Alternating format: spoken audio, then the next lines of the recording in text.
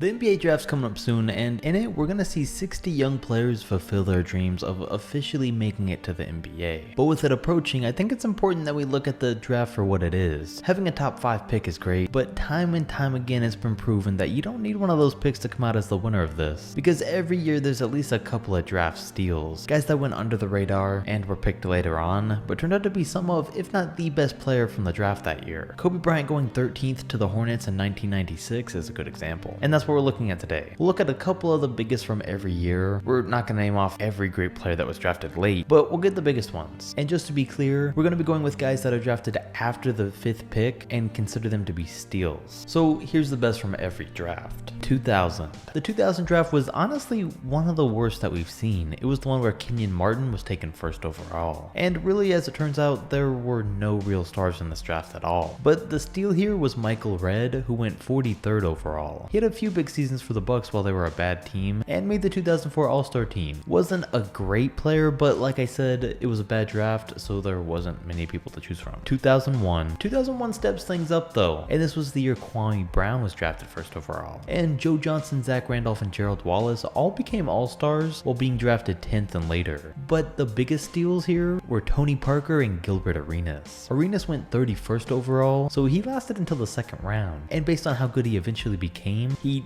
definitely was a steal, but not a bigger one than Tony Parker. It's really crazy that the Spurs got 2 other 3 big 3 members so late in the draft, and with the career that Parker had, he's definitely one of the best late draft picks ever picked. 2002. In 2002, all the good players were picked in the top 10. Teams did a good job that year of scouting talent and not letting any guys fall. Well, for the most part, because Carlos Boozer fell down to 35th overall, and he had a solid career, averaged 20 a game at his peak, and was a 2-time All-Star in Utah. Definitely exceeding any expectations that were ahead of a random 2nd round pick at the time. 2003. Of course, 2003 was the year LeBron, Bosh, Wade, and Melo were all drafted, and again, most of the talent went early on, but a guy like Kyle Korver wasn't taken until 51st overall, and it makes sense. At the time, he was just a good spot-up shooter, and we see a ton of those every year, so it would have been hard to predict just how good he'd be and how great of a shooter he'd become for so many years. But Korver wasn't a bigger steal than David West, because he was a 2-time All-Star, 2-time NBA champion, and wasn't drafted until 18th overall. 2004, and for this one we're going to count Andre Iguodala as a steal, even though he was still taken 9th.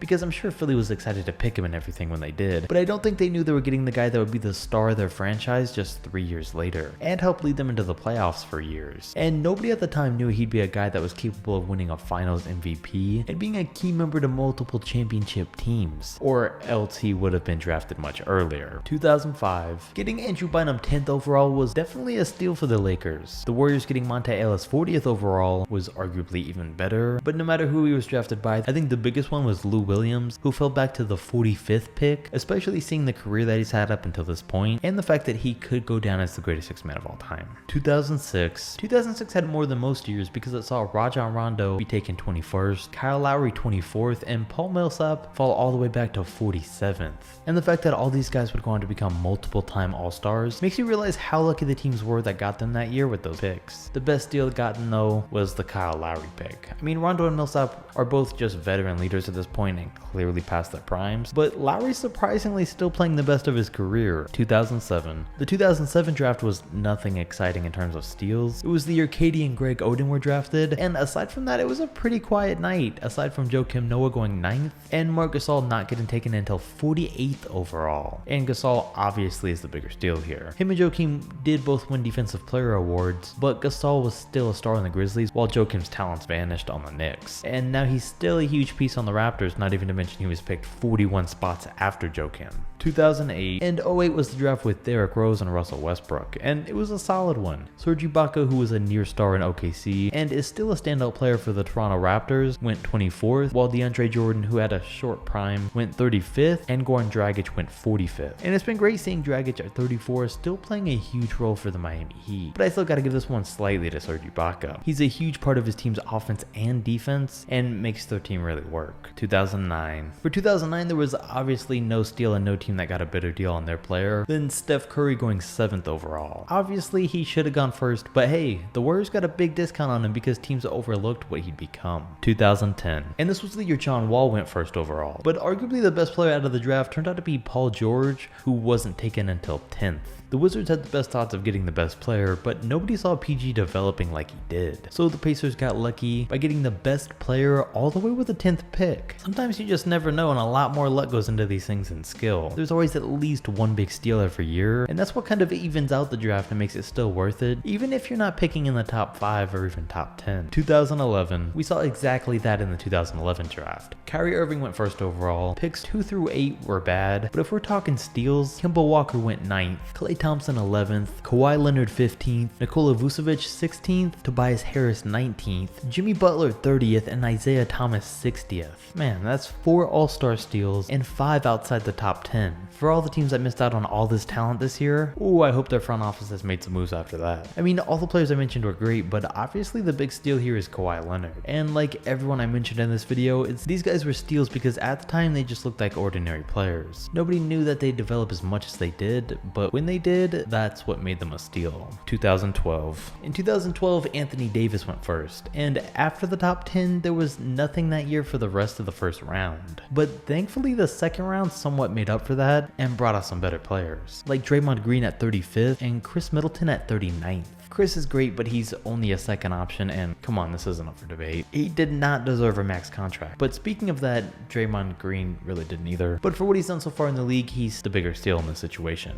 2013. The main point of this video and the idea and concept of this one was centered around this 2013 NBA draft, where Anthony Bennett went first overall, but the Bucks got Giannis, arguably the best player in the NBA, with the 15th pick. He was just a skinny 6'8" kid from Greece that not a lot of people knew about, but nobody knew he'd grow 3 more inches to 6'11", or that he'd have the work ethic to work from a nobody to an MVP, and that's why he became a draft steal, because he had what it took to exceed all those expectations. And then on a lesser note, Rudy Gobert was drafted 27th overall. And while he already had the size of a freak of nature during the NBA Combine, he was also very underrated at the time. 2014. But it continues, and the steals will never stop, because 1 year later, Zach LaVine dropped down to the 13th pick, and Nikola Jokic wasn't picked until 41st. And there's just really no telling how good players are going to be until they actually get to the league. It's a different environment, a different culture, and obviously some unexpected guys thrive. Zach LaVine, I think he'd be a great second or third option on the playoff team, and I think he has a Bradley Beal potential. But Nikola Jokic obviously is the biggest steal here, and making his case for the best second round pick of all time. 2015. Montrezl Harrell was a notable steal in this draft, getting taken 32nd overall, also in the second round. But no contest for Devin Booker, who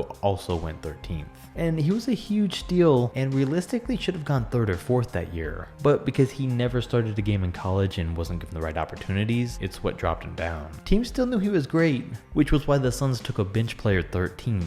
And he would have excelled in college given the opportunity, but since he wasn't, he ended up looking like a steal for them. 2016, we got a bunch of guys that came in 2016, like Domantas Sabonis at 11, Caris LeVert at 20, who isn't a huge steal right now, but I think he's still a star in the making, Pascal Siakam at 27, and Malcolm Brogdon at 36, who also still has a ton of potential. But Siakam's the big one here. He started this regular season out a lot stronger than he finished it, but he's still only 25 and is still playing better in this year's postseason than he did last year. It only took him a few years to develop into a true all-star, and he's quickly shown why he was a huge steal for the Raptors, who just thought they were getting another good role player. 2017, and here we have Donovan Mitchell, who also went 13th, and what's with the shooting guards going 13th? It was Kobe in 96, then LaVine, Booker, and now Mitchell. I mean, best bet is if you have the 13th pick and a shooting guard is one of your choices, always go with whoever that is. But they got him, Bam Adebayo, who went 14th, and Kyle Kuzma, who went 27th. Bam's on his way up, but Donovan Mitchell has come out as a top 2 player of this draft, and for either the first or second best player to go